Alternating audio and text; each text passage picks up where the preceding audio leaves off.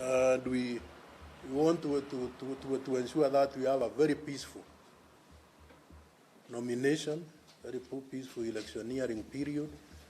And the law is also very clear, even this time you handed the ING yesterday saying everybody will be given a clearance certificate, but it will be indicating your character, whether you are a criminal, whether you have been involved in a crime, you have ever been taken to court in the last 20 years.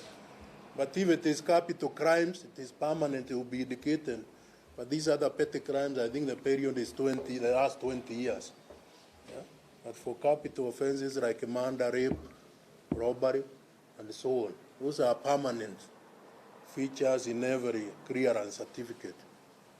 So we are telling our politicians that if they engage in criminal behavior during this period, they stand to be locked out of the election because it will be clearly indicated in their clearance certificate.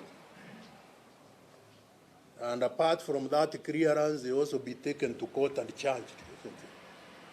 So if they are not careful, others will be campaigning and they will be in the courts, yeah,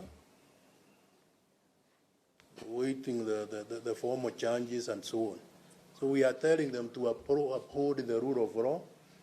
Campaign does not mean that there is any